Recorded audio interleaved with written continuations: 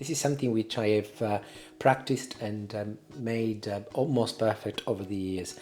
It's almost my own recipe, and I am very happy to share it with you today. I have got 2 large courgettes and I'll be cutting them into 3 pieces each. Using a steak knife, I will remove the inside from each piece of courgette. You can use a spoon to help with the removal of the inside. And leave approximately half a centimeter from the edge. There it is. There, I think I've done a good job. I'll put this on one side and I'll chop the inside of the courgette in very small parts.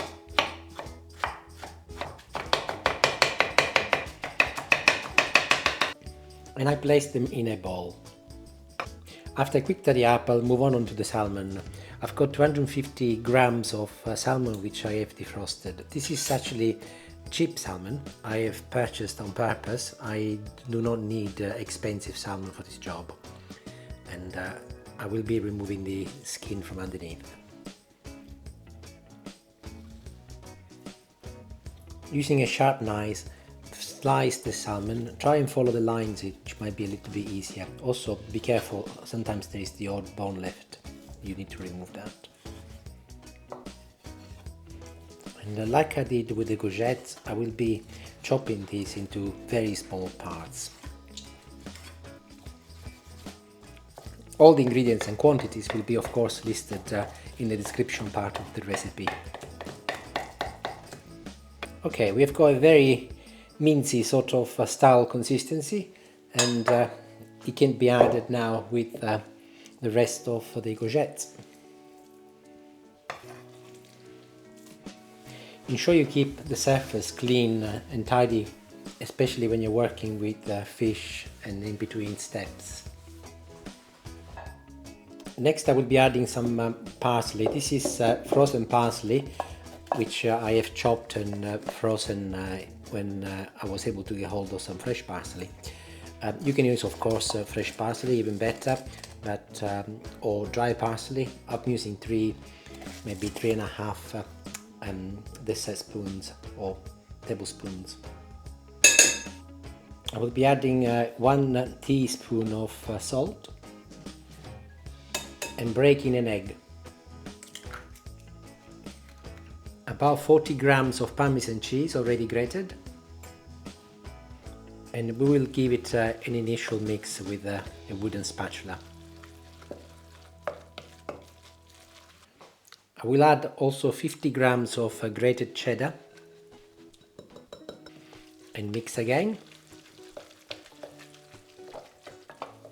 I've got 80 grams of very fine breadcrumbs, which I will be adding a little at a time.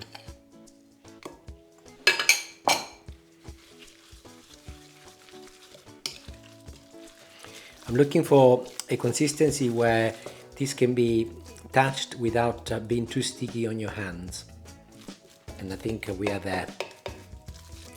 Using a normal tablespoon, fill in the courgettes with the stuffing which we have produced.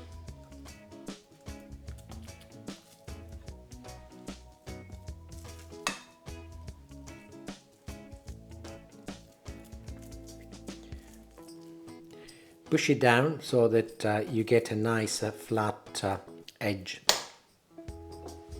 And here they all are. All 6 pieces are full, and you should have some mix left over. With this I will be making some fish balls.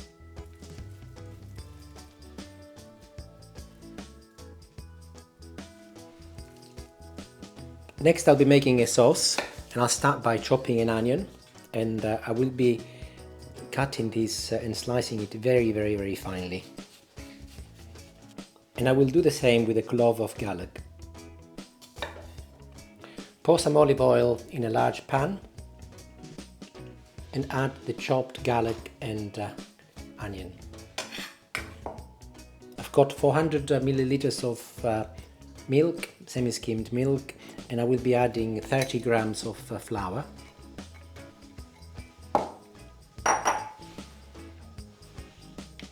and half a teaspoon of salt.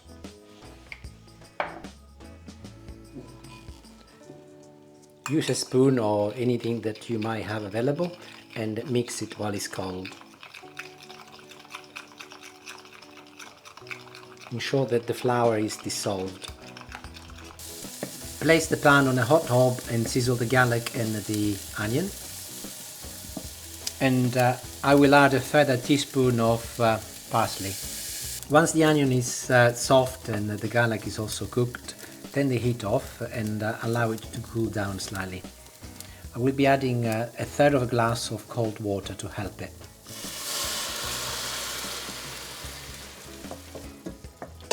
And leave it for 10 minutes to cool down.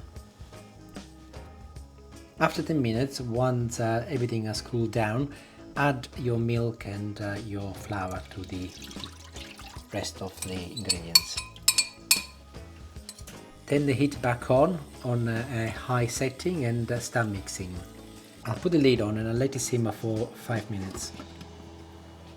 In the meanwhile, I will be putting my fish bowl through some flour.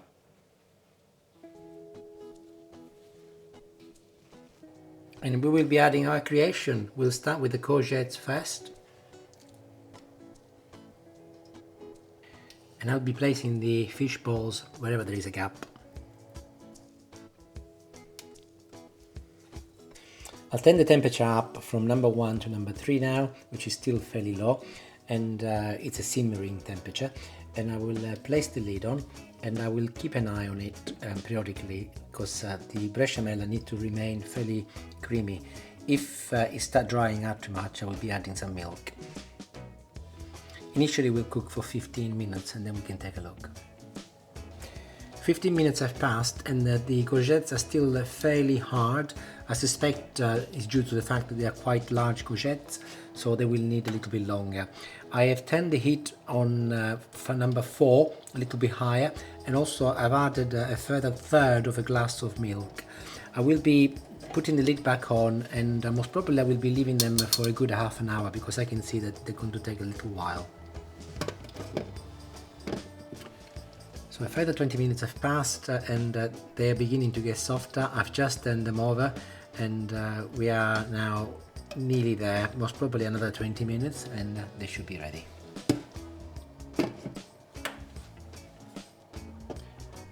And after a further 20 minutes they are cooked.